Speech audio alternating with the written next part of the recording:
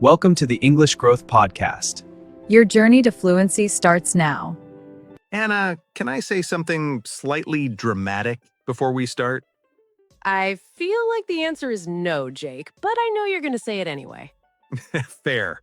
I was just thinking, should people follow their dreams or be practical? Oof, yeah, that gets complicated very quickly. Exactly. Because the first answer people usually give is follow your dreams, of course. Right, it sounds brave, it sounds inspiring, it sounds like the kind of advice people want to believe. Yeah, it sounds good when you say it out loud. But real life makes that question harder because real life is also money, timing, responsibility, fear, family pressure, all of that. One part of you wants the life you really want, and the other part is quietly asking, okay, but how is this actually going to work? Yes, that is the part people do not always say out loud. And that is why this topic feels so real. I think a lot of people live between those two voices. Yes, one voice says, be careful, be sensible, do the practical thing. And the other says, but what about the life you actually want? Oof, and that voice does not always go away. No, it really does not. Even when life looks fine from the outside, I think a lot of people still carry that quiet question inside. Am I living the life I chose or just the life I ended up in? And that is where this gets personal. So in today's episode, we are talking about dreams, fear, practicality, and how to stay honest with yourself without losing touch with real life. We're also asking a deeper question. How do you move toward what matters to you while still living responsibly in the real world? And we're doing all of that in B2 level English, so the language may be a little richer, but it will still feel natural, clear, and comfortable to follow. So please do not worry if you do not catch every single word. Just stay with us, follow the feeling, and let your English grow naturally as you listen. And later in the episode, we'll also have a word tour where we explain some useful words and expressions from today's conversation. Yes, so stay with us for that too. And if you enjoy learning English through honest, meaningful conversations like this, please like this episode, subscribe to the channel, and join the English Leap family. And today, we would really love to hear from you. Tell us which part of the world you're listening from. We always love seeing all the different places this little English Leap family reaches. And also let us know in the comments, do you feel like you were living your dream life or quietly living a life shaped by someone else's expectations?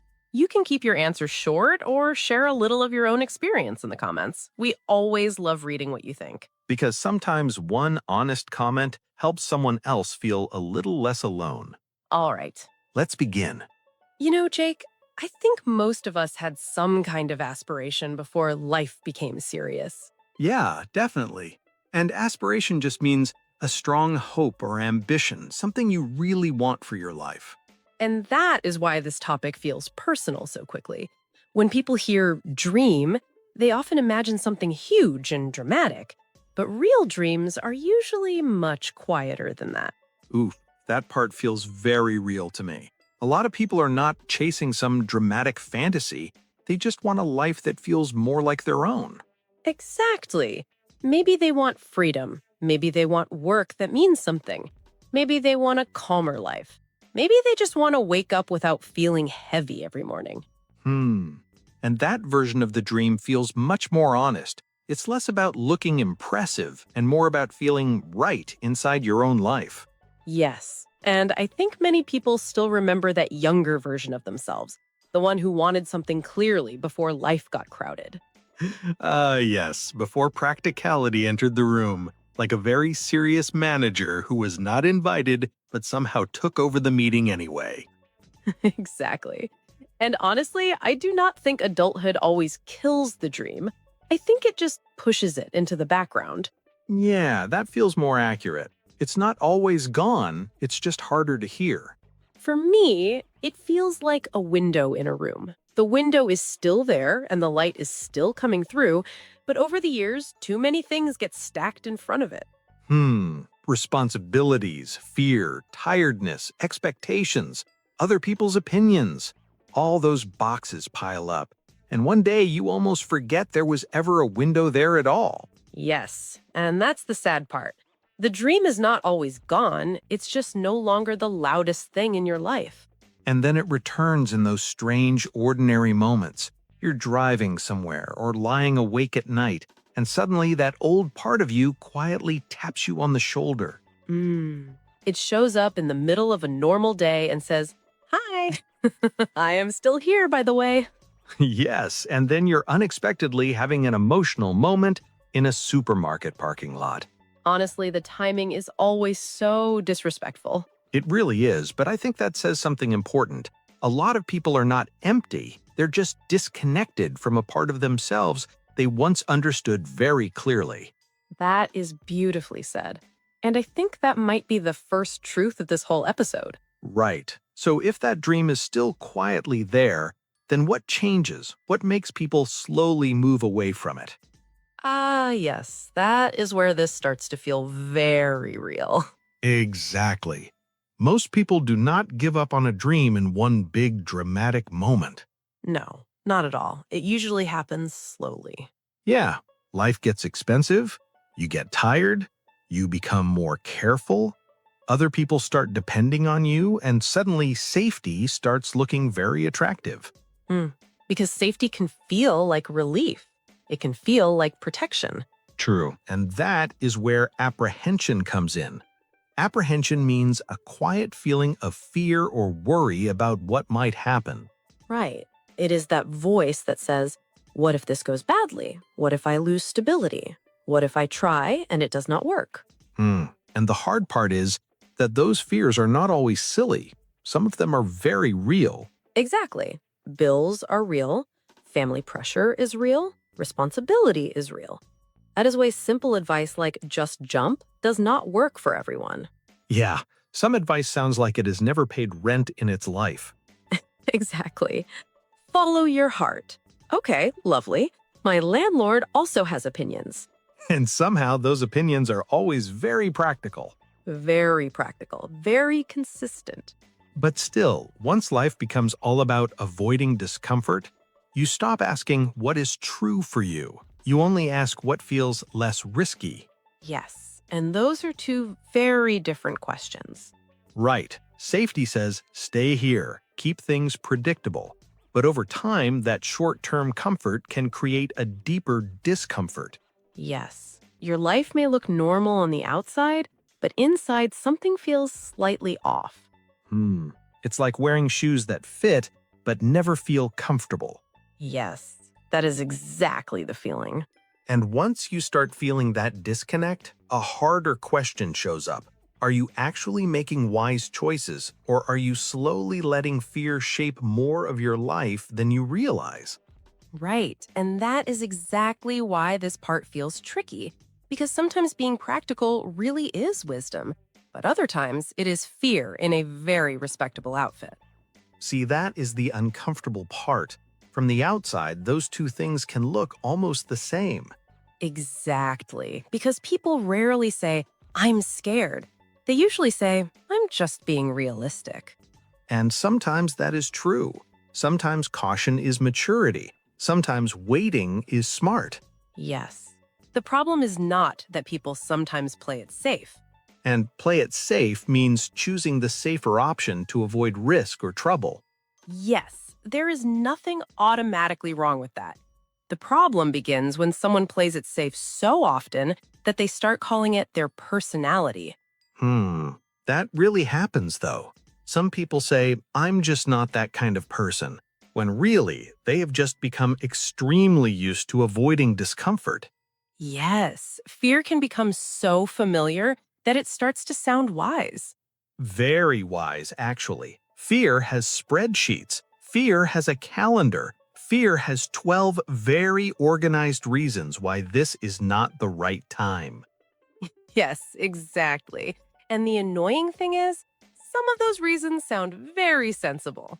Which is why honesty matters. The real question is not just, am I being practical? The real question is, am I being wise? Or am I mainly protecting myself from discomfort? Yes, because wisdom usually feels steady. Fear feels tighter than that. Yeah, Fear makes your life smaller. Oof, that is such a simple sentence, but it says a lot. And I think a lot of people know that feeling. They aren't really building a life they love. They're building a life that helps them feel less exposed. Yes, and those two things are really not the same. But at the same time, I think this next part is important too. We should be careful not to make every pause sound like failure, Yes, that matters a lot. because I do not want this episode to sound like if you do not quit your job tomorrow, you are failing at life. Yes, please, let us stay calm. Very calm. No dramatic resignations after one podcast episode. Please, we are not responsible for that. Because sometimes restraint is healthy. Right, and restraint means controlling yourself and not acting too quickly. Exactly. Restraint is not weakness. Sometimes it's wisdom. It's that inner voice saying, I do want change, but I don't want to make a messy decision just because I feel emotional today. Yes, because not every bold move is brave. Sometimes what looks like courage is really just frustration, burnout, or a strong desire to escape. That is very true. Running away from one life is not the same as building a better one. Exactly. I remember a time in my own life when I felt very stuck. And because I felt trapped, every dramatic change started looking brilliant to me. Yeah, I know that feeling. When you're exhausted, almost any change starts looking like the answer. Yes, in my mind, big change automatically meant good change.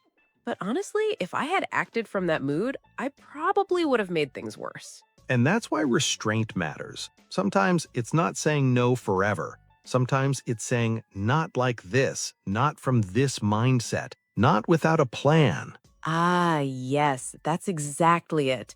Restraint can actually be a form of care. And honestly, I think that's a more mature kind of courage. Wow, Jake, that was actually very good. Thank you. I try to be useful sometimes. Very rare, but still appreciated. That is fair. But really, I think people need permission to move slowly, to save money, to test things, to learn quietly, to build in small ways. Absolutely. Following a dream does not always mean turning your whole life upside down in one weekend. Yes, thank you. That is exactly the point. Real courage is often less dramatic than people think. Sometimes it looks like doing one small thing consistently for a long time. And that kind of restraint can actually protect the dream instead of damaging it. Yeah, but there's also a fine line between moving carefully and waiting too long. Exactly. Because even with all that balance, I still think there comes a moment when something inside you says, okay, enough. I cannot keep delaying this forever. Yeah, and I think that moment is usually quiet. It is not always dramatic. It is often just very honest. Because some people stay in preparation mode for years. Yes, they make beautiful plans, color-coded plans, very impressive plans. Absolutely no movement, but wonderful plans. Exactly. Gorgeous planning, zero action. And that is where preparation can quietly turn into hiding. Yes, and that is where conviction matters. Conviction means a strong inner belief that something is right for you or deeply important to you. Right, it is that feeling that says, I do not know exactly how this will go, but I know this matters. And I like that because conviction does not mean fear disappears. Not at all. You can still be scared and have conviction. Exactly. I think people often wait for fear to leave before they act. And that can keep you waiting forever. Fear may stay in the car. It just shouldn't be the one driving. Exactly. Fear can sit in the back and complain. I preferred the old route, actually. This feels a little unstable. Thank you very much. But really, that is the turning point, the moment fear stops being the boss. Yes, and sometimes that's when people finally take the plunge. And take the plunge means finally doing something bold after hesitating for a long time. Exactly. Not because everything is perfect, not because they suddenly become fearless, but because staying the same starts hurting more than moving. Oof, yes, waiting starts to feel heavier than trying. And I think many people know that feeling. I think so too. From the outside, nothing may look dramatic, but inside, something becomes very clear. Yes, you reach a point where you know you can't keep ignoring that part of yourself. And once you stop ignoring it, another question starts to show up. If this part of you is so real, then whose life have you actually been living all this time? Ah, yes, because that is where this gets even more personal. I really think a lot of people are living lives they did not fully choose. In many ways, they inherited them. Yes, they inherited ideas about success, stability, respectability, all of that. From family, society, culture, comparison, fear, and then they spend years trying to become good at a life they never properly questioned. That explains such a strange feeling, actually. Nobody says, please slowly abandon yourself. It just happens quietly. Yes, it happens through messages like, this is what sensible people do. This is what successful people choose. And before you know it, you start to follow in someone's footsteps. Right, and follow in someone's footsteps means copying the path another person took, often family or society's version of success. And sometimes that path is good for you, but sometimes it is just familiar and approved. That does not automatically mean it is truly yours. And then a strange sadness can show up. Your life may look fine on paper, but inside you feel weirdly absent from it. Oof, yes, that is such a real feeling. It's like everything is there, the schedule, the work, the responsibilities, but some deeper part of you is standing a little behind the whole thing. And that is often why people hold back. Right, and hold back means stopping yourself from doing what you really want because of fear, doubt, or pressure. Yes, you hold back your honesty, your curiosity, your energy, sometimes even your joy. And that's why I think some people are not lazy at all. They're disconnected. And those are two very different things. That's why self-reflection matters here, not to become dramatic, but simply to ask, whose voice is shaping my choices right now? Mine? My family's? Society's? Fears? Exactly, because there's a difference between guidance and inheritance. What do you mean? Guidance can help you grow, but inheritance, if you never question it, can quietly trap you. Ah, yes, that is such a clear way to say it. Yeah, and maybe that is what this whole conversation has been moving toward, not one extreme or the other. Because maybe this is where we land. I do not think the answer is always quit everything and chase the dream wildly. And I also do not think the answer is be practical forever and silence yourself. Yeah, both extremes feel incomplete to me. Exactly. Maybe the more honest goal is simply this: do not abandon the dream. That sounds simple, but it carries a lot of weight because not everyone can change their whole life right now. Real life is real life. Yes, some people have family pressure, money pressure, timing issues, responsibilities.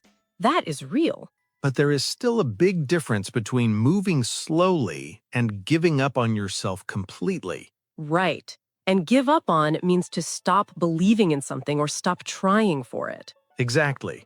Slow is not failure. Careful is not failure. Small steps are not failure. Yes, what becomes dangerous is when you decide that deeper part of you doesn't matter anymore. And that is why I like the word loyalty here. Loyalty? Yeah, sometimes a dream does not need dramatic action. Sometimes it just needs loyalty, a quiet refusal to forget it completely. Oof, that is beautiful.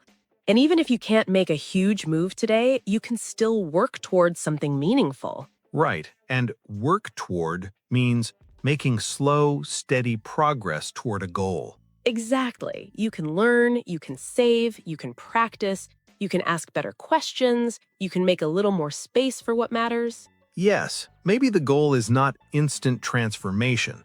Maybe the goal is simply to stay connected to the dream. That feels much more realistic and much kinder. Yes, less movie scene, more actual life. Exactly. Maybe your dream changed. Maybe it became smaller on the outside, but deeper on the inside. Yes, maybe now the dream is peace, or freedom, or meaningful work, or creative space, or simply a life that feels like yours. And that still counts. It counts deeply. So maybe the real question is not, should I follow my dream or be practical? Maybe the better question is, how do I stay loyal to what matters to me while still living responsibly in the real world? Yes, that feels like the mature version of the question. Dream and practicality do not have to be enemies. No, they just need a better relationship. And honestly, that feels like a good place to pause the discussion for a moment. Yes, so now let's slow things down a little and look at some of the key words and phrases we used in today's episode. Because this topic gave us some really useful vocabulary, especially if you want to talk about dreams, fear, choice, and the kind of life that feels true to you. So let's begin with a word we used near the start of the conversation, aspiration. An aspiration is a strong hope or ambition, something you truly want for your life or future. For example, her biggest aspiration is to build a life that feels calm and meaningful. Or, many people have aspirations they quietly carry for years. Repeat, aspiration. Aspiration. Next, an important word for this topic, apprehension. Apprehension means a quiet feeling of fear or worry about what might happen. For example, he felt a lot of apprehension before making a big life decision. Or, apprehension often shows up when people want change but fear the risk. Repeat, apprehension. Apprehension. Next, a very useful phrase, play it safe. To play it safe means to choose the safer option in order to avoid risk or trouble. For example, she wanted to try something new, but in the end, she decided to play it safe. Or, a lot of people play it safe for so long that they forget what they really want. Repeat, play it safe. Play it safe. Next, a strong word for self-control, restraint. Restraint means controlling yourself and not acting too quickly, especially when emotions are strong. For example, he showed restraint and waited before making a major decision.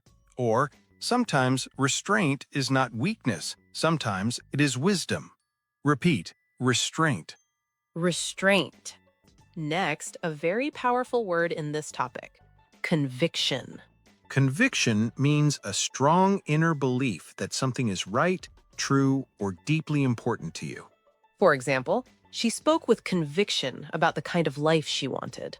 Or, you do not need to feel fearless, but conviction helps you keep moving. Repeat, conviction. Conviction. Next, a phrase many people know but do not always use, take the plunge. To take the plunge means to finally do something bold after hesitating about it for a long time. For example, after years of thinking about it, he finally took the plunge and started his own project. Or, sometimes people take the plunge when waiting starts to hurt more than trying. Repeat, take the plunge. Take the plunge. Next, an idiom about copying another path. Follow in someone's footsteps. To follow in someone's footsteps means to copy the path another person took, often a parent, family member, or society's idea of success. For example, he followed in his father's footsteps and entered the same profession. Or, some people follow in someone else's footsteps before asking what they actually want. Repeat, follow in someone's footsteps. Follow in someone's footsteps. Next, a very common phrasal verb, hold back. To hold back means to stop yourself from doing or saying what you really want because of fear, doubt, or pressure. For example, she wanted to speak honestly, but fear made her hold back. Or, a lot of people hold back for so long that it becomes a habit. Repeat, hold back. Hold back. Next, another important phrasal verb, give up on. Give up on something means to stop believing in it or stop trying for it. For example, he almost gave up on his dream after a few difficult years. Or, moving slowly is not the same as giving up on yourself. Repeat, give up on. Give up on. And finally, a hopeful phrase to end on, work toward. To work toward something means to make slow, steady progress in the direction of a goal. For example, she is working toward a life that feels more peaceful and more honest. Or even small steps matter when you are working towards something meaningful. Repeat, work toward. Work toward. And those were today's word tour words and phrases. Yes, and together they really capture the heart of this episode. Dreams, fear, courage, pressure, and the slow work of building a life that feels true to you. And honestly, even learning these words gives you a better way to talk about your own life. Exactly, and maybe that is the real value of conversations like this. They do not just give us ideas, they also give us language for things we may have been feeling for a long time. Yes, and sometimes when you finally have the right words, you can understand yourself a little more clearly. And maybe that is a good place to leave this today. Not with pressure and not with some huge dramatic answer, just with a quieter question.